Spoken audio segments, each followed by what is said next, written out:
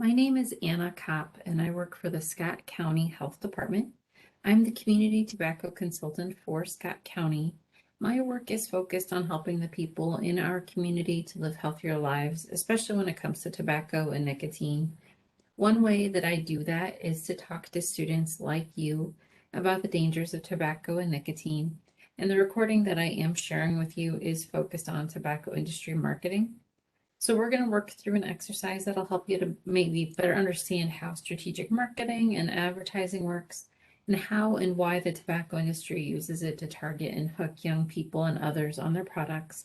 And I'll just let you know that I'm new to the process of recording a presentation like this. So, please bear with me. Feel free to chuckle if I have a mishap, as I'm surely giggling to myself about it as well. But thank you for your patience.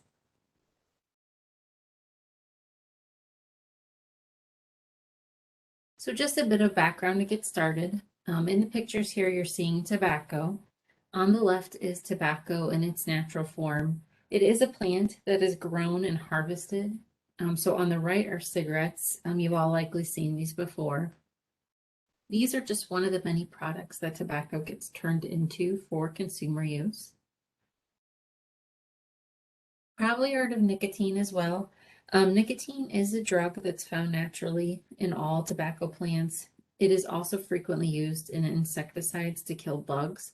The key thing to know about nicotine is that it is the drug found in tobacco products that makes them just so very, very addictive. That means that once a person starts using a tobacco product, their body is going to continue to want more. When a person uses a tobacco product, including e-cigarettes, nicotine is quickly absorbed into the body. It goes directly to the brain. Nicotine activates areas of the brain that make people feel satisfied and happy. Putting nicotine in the body is dangerously addictive, and it can also prime the brain for addiction to other tobacco products or even harder drugs. As it says here, tobacco smoke contains more than 7,000 chemicals. Hundreds of these chemicals are toxic, and about 70 are known to cause cancer. Just to point out a few of them to you, cadmium is a toxic metal. It's used in making batteries. Ammonia is a poison gas used in household cleaners. Tobacco companies add it to their products to increase the body's ability to absorb nicotine. And again, remember, nicotine is what causes a person to become addicted.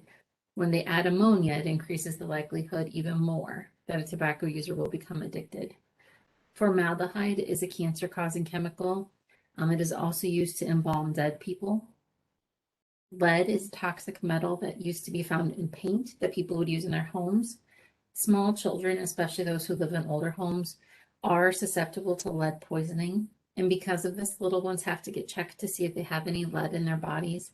Lead poisoning can cause issues in how small children think, learn, and function.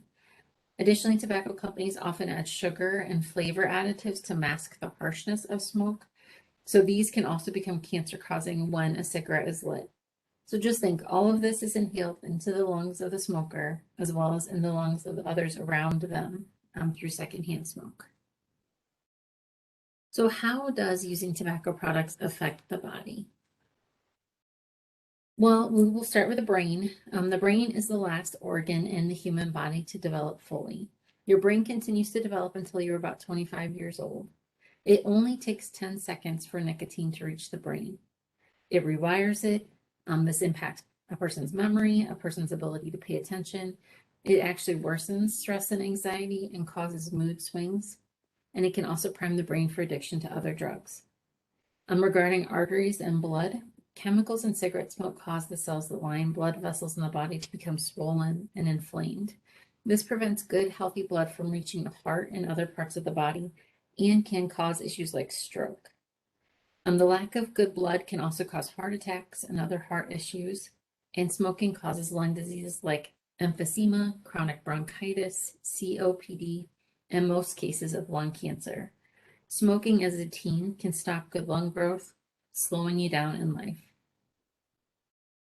Smoking also speeds up aging because it decreases good blood flow to the skin. This can cause early wrinkles and dry and discolored skin. It can turn fingers yellow and stain fingernails. It can also stain teeth yellow, cause nasty breath and gum disease, even in young people. So How many Americans die every day from tobacco-related illnesses? What do you think? It's actually 1,300. 1,300 people die every day in the US. Tobacco is the leading preventable cause of illness and death for Iowans. About 5,100 adult Iowans die each year. Additionally, 480,000 people total in the US die each year from tobacco and smoking related causes. And I would just want to point out that preventable is a key word here. People use the tobacco and nicotine products as they're created and designed to be used. They're not using them incorrectly. They're using them exactly as they were created to be used. And they still get sick from it and they still die from it. If people use other products and get sick from them, like if they were tainted products, those products are usually recalled. So you hear about like tainted lettuce or tainted meat being pulled off the shelves. Yet tobacco products continue to be sold. So why do you think people smoke or vape? We generally find that it is usually a bit different depending upon if you're a young person or if you're an adult. For young people, when I talk to them here in our community, they often tell me it's because they want to fit in. Maybe they're feeling some peer pressure or members of their family smoke. Maybe they want to rebel. For adults, usually they say that tobacco use occurs because they've already developed a habit or an addiction for them. They're craving the product. For them, handling the cigarette is relaxing and helps with tension. Additionally, we see differences in how the tobacco industry markets and advertises to young people versus adults. Youth are big tobacco's main target. Why do you think that youth are the main target and not adults? Do you have any thoughts? Well, it's because adults are either already using tobacco products or have used tobacco products and quit, or maybe they were never tobacco product users in their life, but the chances of them starting up now as an adult is really quite slim. For young people, you are all potential new consumers. So as we see here, 1,600 youth smoke their first cigarette every day. 5,000 youth start vaping every day. And 6.2 million teens are currently using at least one tobacco product. With that many new young users every day, they find that marketing to potential youth customers is a worthwhile venture. In fact, the tobacco industry spends over $1 million every hour on US marketing. That is $9.1 billion a year. And just to put it in another way, $9.1 billion is enough money to feed over 8.3 million families for a month. That would be a lot of full bellies. And that doesn't even include e-cigarette marketing. So what's the big deal about advertising? Why would the tobacco industry spend a lot of their working energy and money on advertising their products? Well, it persuades people to do something. It makes them think that they're going to benefit from using the product. And if they repeat the product name over and over, they can brand their product. We're going to talk more about that during the presentation. But ultimately, the end goal is to make money and be a profitable company, even if the product causes disease and death. And I have to tell you that marketing and advertising is not a new game. It's been around for decades and decades. Lots of companies do it, tobacco companies included. But how do you think tobacco companies have convinced all the current tobacco users, and maybe the ones even before that, to buy their products? So let's go ahead and take a look at a few of these old advertisements. In these ones here, they're using trusted sources like firefighters or doctors to promote their products. This is telling you here, physicians say Luckies are less irritating. It's toasted, that it actually protects your throat against irritation and cough. How about these ads? Here they're using something innocent like babies. A product using babies in their ads shouldn't be harmful, right? These ones promote the use of tobacco products for weight loss. These ads here are focused on mental health. The first two are older, and you can see that this trend continues today with vaping. That relaxation is the number one reason, according to the article, to start vaping. Tobacco companies also like to use attractive models. They market sex appeal as well as market an appealing lifestyle. The lifestyle featured in this ad might be considered rugged or outdoorsy or independent. This iconic figure is the Marlboro Man. You may or may not be familiar with him. He was created to popularize Marlboro filtered cigarettes for men. Previously, it was a product that had been marketed to women. The real sad thing about the Marlboro Man is that a number of the models who portrayed him died from smoking related diseases. This ad shows Joe Camel. He was always shown in kind of fun, entertaining, appealing situations. Um, in 1991, they did a study that showed that nearly as many kids could identify Joe Camel as the Disney Channel logo by the age of 6. So it's pretty clear. Big Tobacco has a marketing strategy that they use. They want to create ads that appeal to young people, not adults. They are focused on a cool image, including a lifestyle that many of us want. They use recognizable slogans and logos. This is called branding. And here at the local level, the tobacco industry uses what is called a power wall.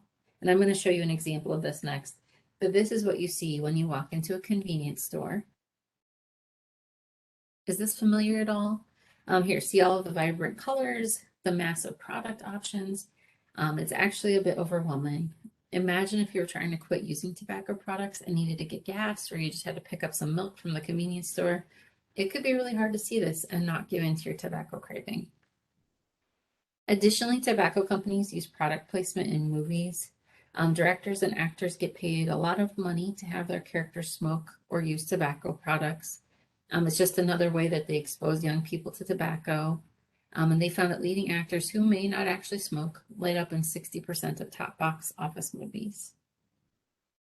And then beyond young people, Big Tobacco uses targeted advertising strategies to market to many other groups. These are just some of them listed here, but they market to people who live in low income areas. In that instance, they offer more coupons and cheaper products. They have more places like convenience stores to buy cigarettes, like the Powerwall. People in low income areas, sadly, are also less likely to have access to help for quitting smoking, along with more exposure to secondhand smoke. They market to the LGBTQ community through advertising in LGBTQ magazines and at Pride events. Native Americans have a long history of using what they call sacred tobacco in their ceremonies. This has taken place for centuries, and the tobacco industry has tried to market their products to indigenous peoples to kind of replace the sacred tobacco for this purpose. The tobacco industry sponsors things like car races and music festivals and other cultural events. And one of the ones that you may be familiar with, there's been some big news coming out about it, but menthol tobacco products have been marketed to people of color, especially African Americans, for decades. This is key because menthol is a flavoring. It entices more people to start smoking while offering a smoother inhale. So a person takes in more smoke and chemicals into their lungs and into their brain. This increases the level of addiction, and it makes it even harder to quit. And most African Americans who smoke menthol tobacco products. They also experience higher rates of disease and death as a result. And so just recently in April of 2021, when menthol was officially banned, this was huge, the African American Tobacco Control Leadership Council was able to get the ban to go through, and they have been working on this for decades. So while it may take some time for the ban process to be completed, it is a big, big step in the right direction. And I would just really recommend that if you get a chance, I would recommend watching this brief documentary called Black Lives, Black Lungs. It's on YouTube, takes about 15 minutes, and it talks more about the specific targeted marketing that tobacco has done for menthol products to African Americans. And I just wanted to show you some examples of this targeted marketing efforts by the tobacco industry.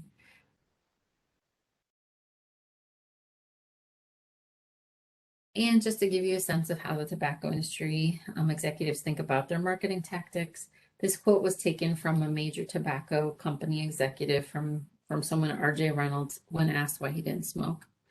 He said, we don't smoke that. We just sell it. We reserve the right to smoke for the young, the poor, the Black, and the stupid.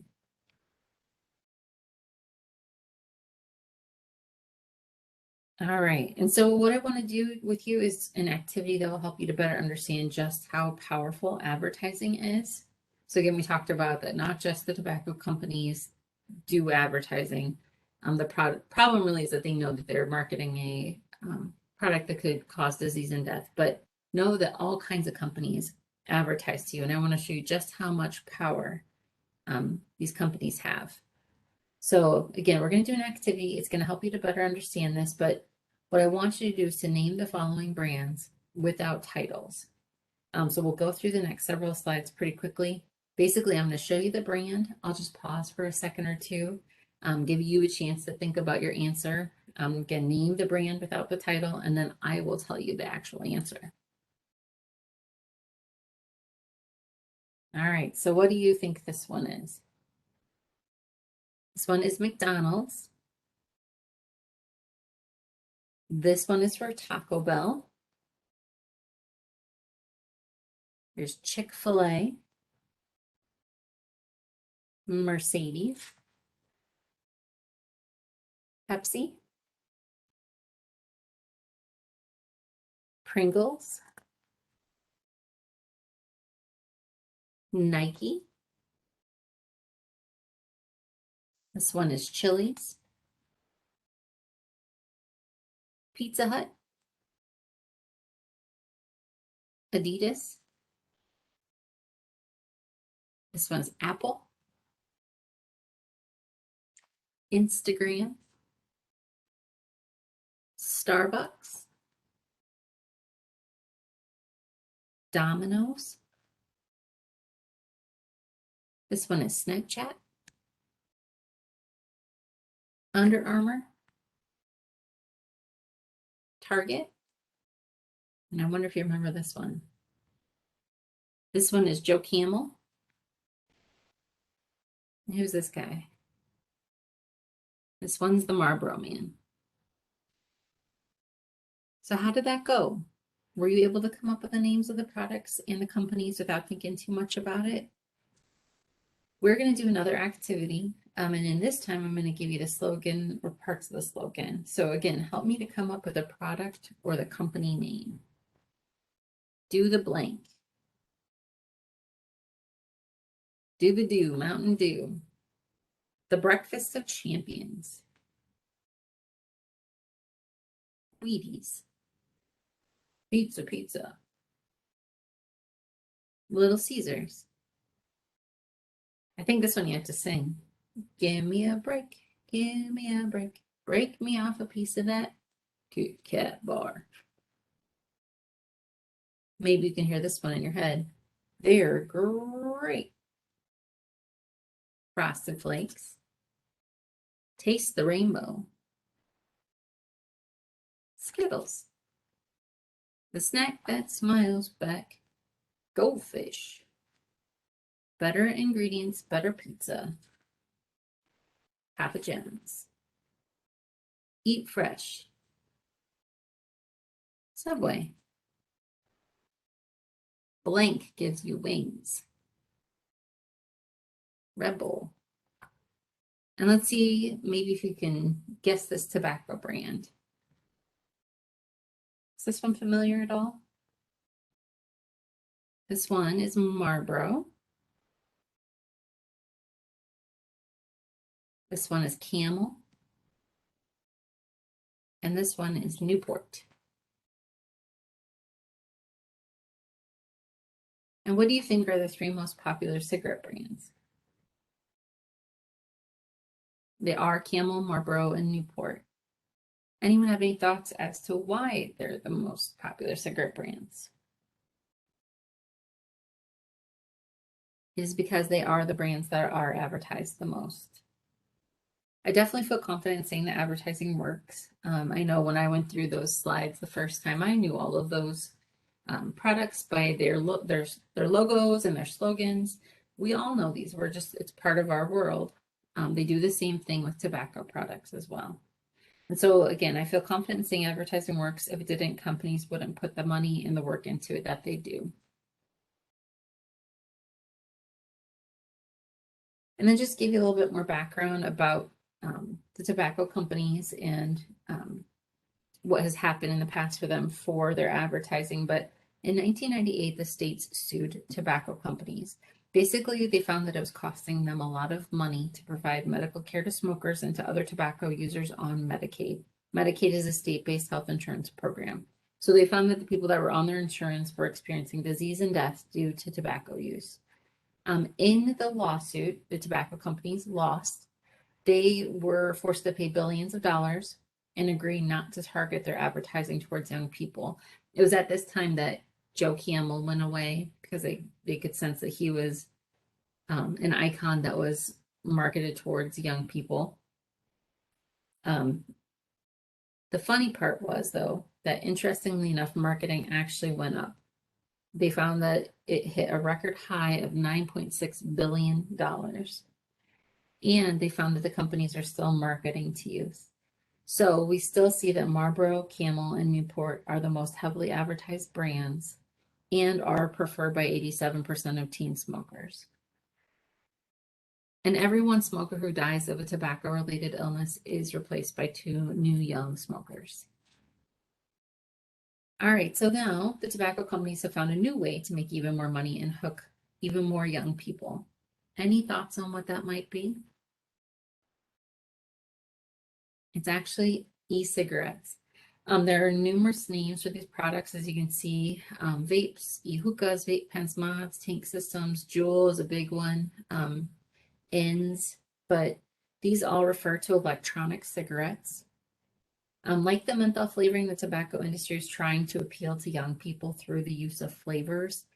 4 out of 5 young people who have ever used commercial tobacco started with a flavored product, and 97% of teen vape users use flavored products. Further, young people who vape are 4 times more likely to go on to smoke regular cigarettes after or at the same time that they're using e-cigarettes. So seeing all of this tobacco product use renormalizes it, and I'll explain that a little bit. Not so long ago, this is when I was little, this is a long time ago, people used to be able to smoke at places like restaurants and bars, the mall. It was just sort of part of daily life, but that did change. The Smoke-Free Air Act was created. This banned the use of tobacco products in enclosed public spaces. It became, after that point, much more normal to not see people using tobacco products. When the Smoke-Free Air Act was created, e-cigarettes were not around, so they were not included in this law. So at this time now, unless businesses or communities have created additional rules that prevent the use of e-cigarettes on their property, people can use them in public. And so as a result, we're seeing that children are exposed to these tobacco products again in their daily lives. It makes it seem normal. And that's just not healthy for the young people of our world. And I wanted to show you some of what these newer e-cigarette ads are looking like. Interestingly, you may recognize that they actually are not that different from those old tobacco ads. Not that the formulas seem to change very much. Here again, they're kind of marketing like sex appeal or, maybe a cool looking lifestyle. Here they're offering coupons to help people get started with buying e-cigarette products. They are using slogans like "blew it up." So again, you're going to have something that you kind of recognize with the product. In these pictures here, you can see that they're showing young people using the product.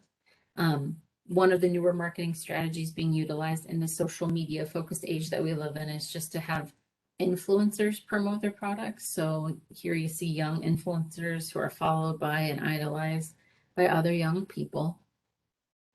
And this one here is a bit tongue-in-cheek. Many young people just don't understand that these products, these e-cigarette products, contain nicotine. 99% of e-cigarette products contain nicotine. And again, we talked about nicotine. It's an addictive chemical, and it will hook a person on these products.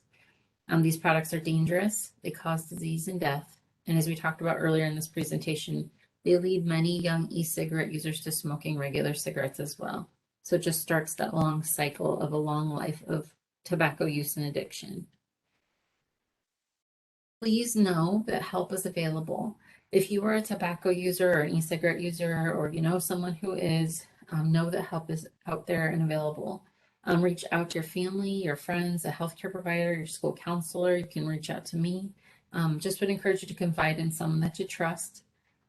My Life, My Quit is a free program that helps young people quit tobacco product use. It's free for people in Iowa and many other states.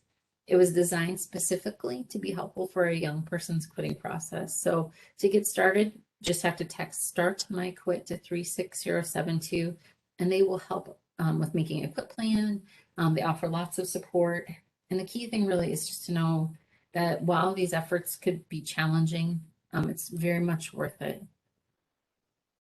And I just want to thank you for your time and your attention as you watched the recording today. I hope that it was helpful. Please feel free to reach out to me or ask your teacher to reach out to me with any questions that you have. Thank you.